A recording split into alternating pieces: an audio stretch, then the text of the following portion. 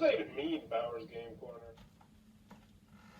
Ahoy there, YouTube! I'm back again today for another game review, and today I'm very excited to check out Simon's Cat, the card game from Steve Jackson Games. This is for 3 to 6 players, ages 6+, it'll take about 10 minutes to play, and in Simon's Cat, the card game, you're going to be playing as characters trying not to get into messes. It's based off Simon's Cat, which I think is a popular YouTube series, but it's a light, simple card game. Does that mean it's good, though? Let's open it up, and I'll tell you what I think. Alrighty then, we're going to take a look at what's on the inside of Simon's Cat, the card game. So first and foremost, we're going to handy dandy rule sheet. It's just this, one page, full color, and it's very well done. Should have you up and running in no time at all. It's an incredibly simple game, so I can teach you how to play right now. So in Simon's Cat, you are going to try to not make messes, because if you have the most messes when all the cards run out, then you are going to get these mischief cards right here. The first person to get 3 mischief cards is going to lose the game, and everyone else will win the game. If 2 people have 3 mischief cards at the end of the game, then those 2 people lose the game. So in essence, you don't want to get these mischief cards. But how do you create messes? I'll show you. It's actually a really simple game. So first, let's take a look at the cards. So you're going to be dealt equal piles of cards between 3 and 6 players. Now, if you have extra cards left over, you set them off to the side. They will not be in this round. Let's take a look at the cards. You're going to get different colors. You're going to get different numbers. The numbers will go from 1 to 12, and the colors will be yellow, purple, green, blue, pink, and I believe orange is in there as well. So yeah, orange. And before we get started, I do want to mention that there is a little bit of gaminess in this game, as there's only going to be 2 green cards, 4 orange cards, 6 purple cards. So some cards are going to be much more prevalent. Some numbers are going to be much more prevalent. But when you first start the game, you're going to figure out who has the pink 3, and then they are going to lead off the game. If the pink 3 is not in the game, because it was tipped off to the side, then you go for the pink 4, pink 5, so on and so forth. So this person would lead with the pink 3. So now it is my turn, and I have to follow suit, kind of Uno style, by either playing the same color, or the same animal, if you want to go that route, or the same number. So I look right here, and I only have 1 pink, so I definitely kind of want to hold on to that pink. So I would actually play this one right here, and boom, I change the color to a purple 3. So now this guy's looking at it here, and he's got a 1 and a 6. You know what? He might go ahead and do that, and he changed it to another 3. This person looks at their hand, and they say, ooh, I got one of those rare green ones. And those ones you really want to hold till the end of the game, most likely, because they can get somebody else into a mess. So this person would now change it to a blue 6. Now, we're going to pretend that this person does not have those 2 blue cards, which, by the way, this would be a terrible hand right here. He doesn't have those 2 blue cards, and he also doesn't have a 6. If that is the case, what happens is you have to take the entire stack of cards that's right here and you put them face up in front of you. This is called a mess. Now, before we continue on, I want to mention that it doesn't matter if your mess is 1 card or 15 cards. It does not matter. Each mess is still going to be worth 1 point at the end of the round, and points in this game are bad. So when you take a mess, you are then going to lead off with a new card. So you might throw out, this 4 or something like that.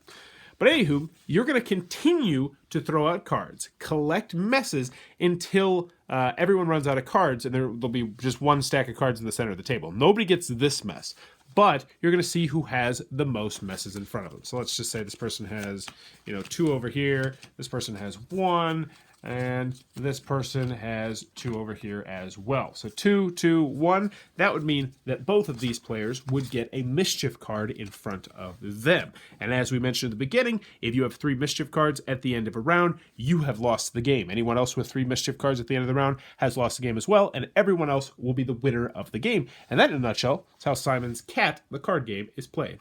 Alright then, Simon's Cat, the card game from Steve Jackson Games. What are my final thoughts? Let's go over the pros, let's go over the cons. First, on the con side, game's not going to be for everybody for a variety of different reasons. It's incredibly light, it's incredibly simple. It's for ages 6+, it only takes 10 minutes. So don't go into this game expecting to be a deep, meaty strategy game.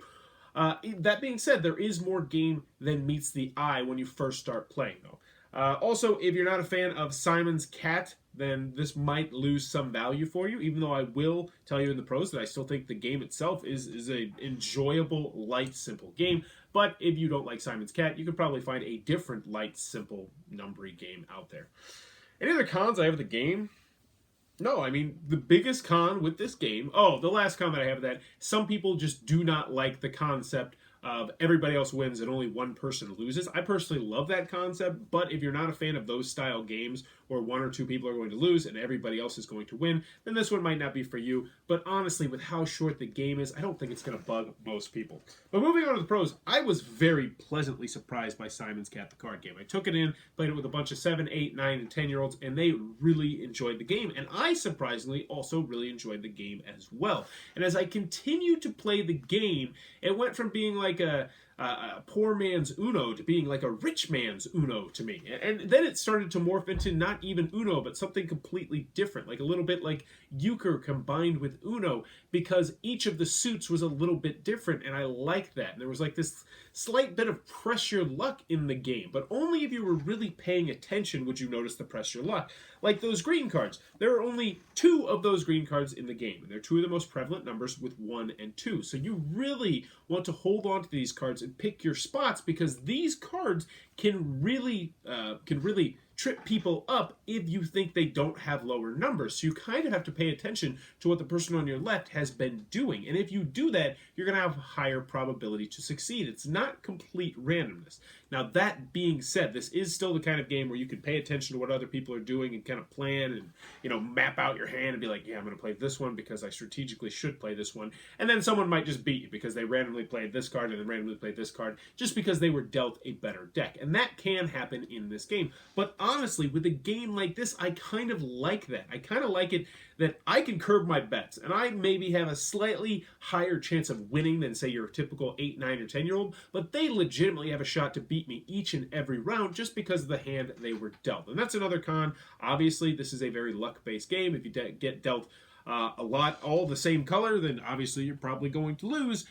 But continuing on, I enjoyed Simon's Cat, the card game. I think it is a good, light family game. I think if your kids are older, it's a fun game you can play with your kids without a doubt. It's not the kind of game that's going to scare away grandma or grandpa, so this is definitely, when I say family game, I normally mean like family game night, but this is also the kind of thing that could go over pretty well at like a family get-together with people who like euchre or spades or hearts or something like that, because it's very easy to learn, it's very easy to teach the rule booklet. I mean, it's that stinking small. It does its job very well. It's compact, it's portable, which is always a nice thing. If someone likes the IP of Simon's Cat, I mean, none of the kids I played with knew who Simon's Cat was, but we all really liked the artwork, and it's cute. It's fun to look at the cards and see what all the cute little animals are doing, and the kids are especially going to love that. So in the end, Simon's Cat, the card game, it's kind of like this. Is this a game night game? Probably not. Maybe a lightweight filler game. I might be able to recommend this as a lightweight filler game if your game night plays lighter stuff. But for most people, this is purely going to be in that family weight category. And that's just about it. But that being said, it does what it does pretty well. It does not outstay its welcome. It has a good rule book, good artwork, and an IP that, if you like the IP, makes this one worth checking out. So it is Simon's Cat, the card game from Steve Jackson Game, one that I surprisingly am going to be keeping myself and playing with my son in the future and all the kids in my classroom. If you enjoyed this review, please try to click on that subscribe button down below in the comments below. Let me know. Simon's Cat. Have you ever heard of it? Because I have not. I interviewed them about it last year at Gen Con, and so I knew it was a thing, but I've never checked it out. Maybe one of these days I will check it out, because I tell you what, I like the game, and the artwork is endearing, and if it's something I can watch with my son, then maybe I'll do that. But let me know in the comments below. Simon's Cat, have you checked it out? And as always, thanks for your time, YouTube.